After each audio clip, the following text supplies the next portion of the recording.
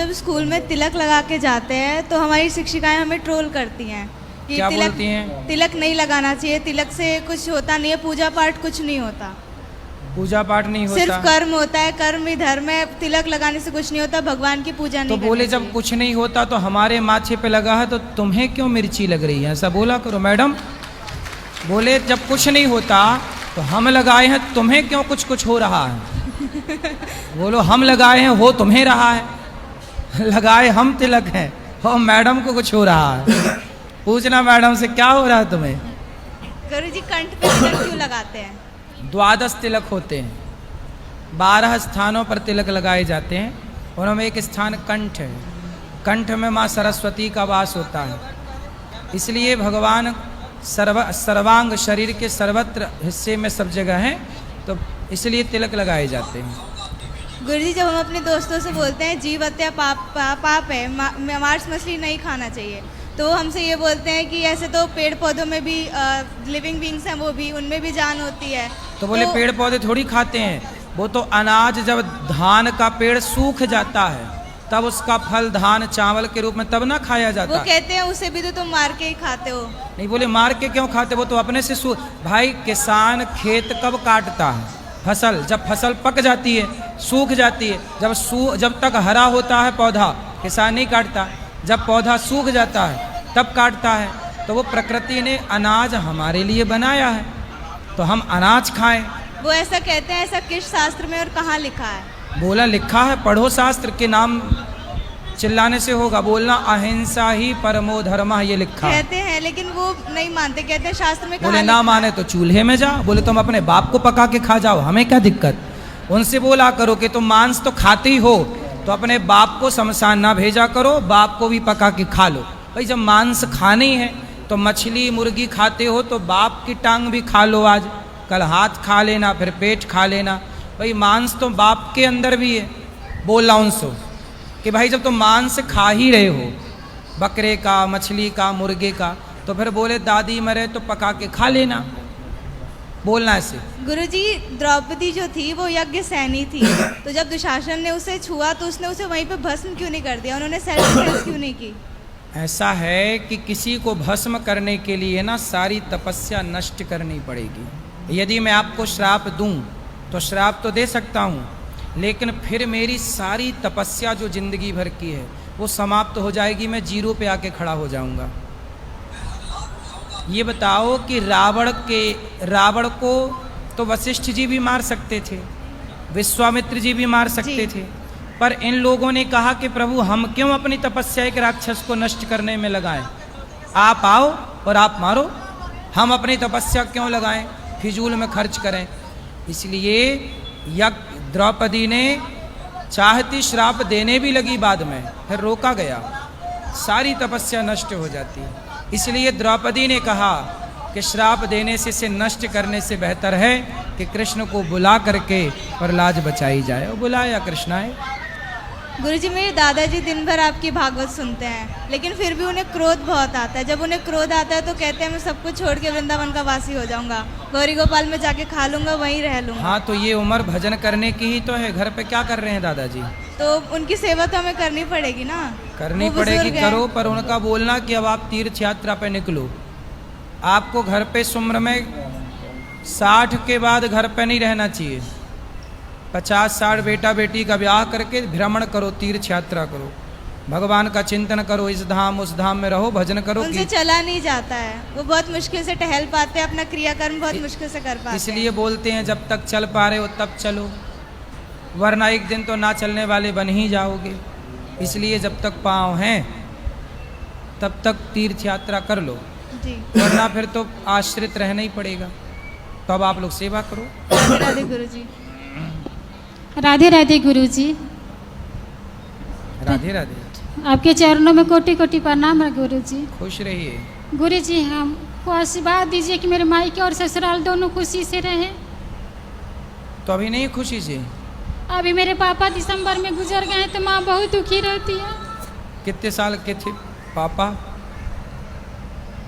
50-55 साल के होंगे, 60 साल के होंगे। 60? जी। काहे चले गए इतने जल्दी? बीपी हो गई, ज़्यादा बढ़ गई थी। माँ भी आई हुई है गुरुजी, उनको भी थोड़ा समझा तो दीजिए। माँ और पिताजी अच्छे से रहते थे प्रेम से कि लड़ाई करते थे? नहीं, बहुत प्रेम से रहते थे गुरुजी। कहाँ है माँ?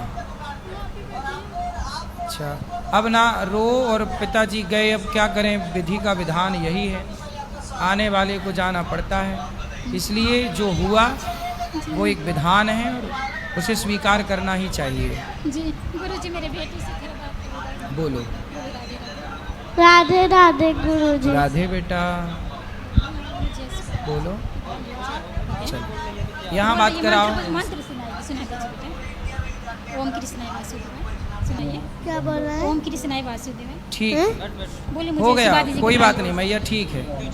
राधे बैठ। राधे राधे महाराज जी, राधे राधे। हाँ ए, मैया। गृहस्थी में रहने का मन नहीं लगता है महाराज जी। क्या? गृहस्थ में रहने का मन नहीं लगता है। अब तो रह चुकी हैं आप गृहस्थ में इतने साल। तो कहाँ जाए बताइए, अकेला रहती हूँ महाराज जी। कोई बच्चे हैं? एक झिन लड़का है, एक झिन लड़की है, कोई साथ नहीं देते। बेटा सेवा नहीं करता? बहू को पढ़ाई करते हैं, मना करती है। क्या बोलती है बहू? माँ के पास उतना बातचीत मत करो कहकर बोलती है, मैं यहीं रहना चाहती हूँ गुरुदेव। बहू बोलती है कि बात मत करो माँ से? हाँ, रात दिन मतलब पुलिस के धमकी दिखाती रहती है, मैं के चली जाऊंगी बोलती है। तो मायके चली जाए, किसने रोका है? तो लड़का मेरे को परेशान करते हैं। एक बेटा है, तो बेटी आपकी? वो मजबूर है सास ससुर से। और आपके पति? 24 साल हो गए हैं, नहीं है। नहीं। तो आप क्या करती थी अभी तक? अभी एक प्राइवेट स्कूल में जाती हूँ। प्राइवेट स्कूल में काम करने जाती हूँ, 1500 देते हैं गुरुदेव। क्या करती हो काम? ऐसी झाड़ू पोछा पीऊँ के काम करती हूँ। 1500 रुपये महीना देते हैं? तो मैं यहीं रहना चाहती हूँ गुरु। ठीक है, ठीक है, ठीक है, रहो, कोई दिक्कत नहीं, रहो, बैठ जाओ आराम से, चिंता ना करो, अभी मिलना ऊपर।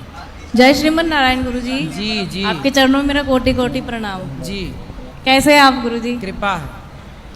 गुरुजी, मैं आपकी कथा 2020 से सुनती हूँ और मेरे परिवार में, मेरे फैमिली में इतना बदलाव आया है ना, उसके लिए मैं कोटि कोटि आपको शुक्रिया करना चाहती हूँ।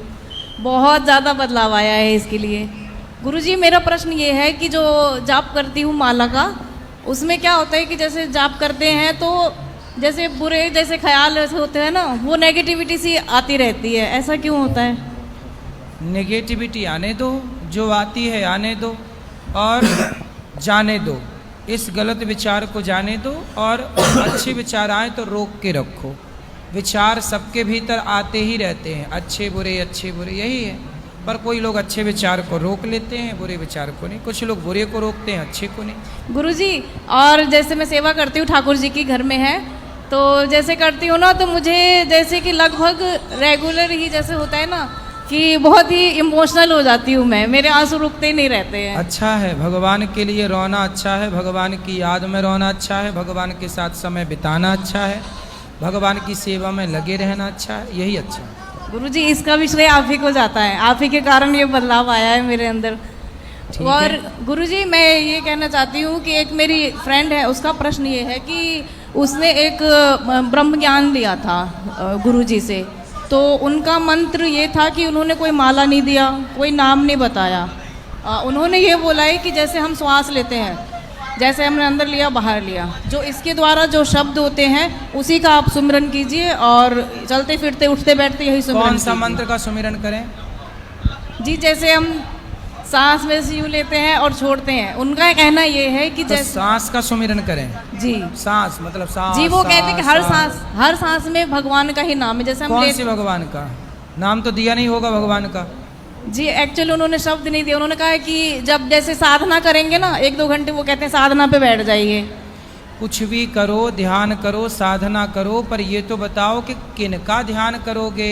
राम का करोगे कि कृष्ण का करोगे कि नारायण का करोगे कि शंकर जी का करोगे? भाई कोई तो होगा, उसका नाम तो बताओ। किसका ध्यान?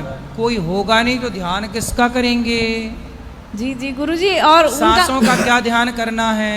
सांस आ रही है जा रही है, यही ध्यान करें भाई। ये तो ध्यान मन को केंद्रित करने के लिए एक विधान है कि सांसों पर मन लगाओ। पर सांसों पर मन तब तक जब तक मन स्थिर ना हो जाए। स्थिर हो जाए तो तुरंत मन को भगवान में लगाना, ये एक विधान है। लेकिन वो विधान इतना पूरा नहीं है कि सांस यम नियम आसन प्राणायाम प्रत्याहार ध्यान धारणा समाधि, ये जो अष्टांग योग हैं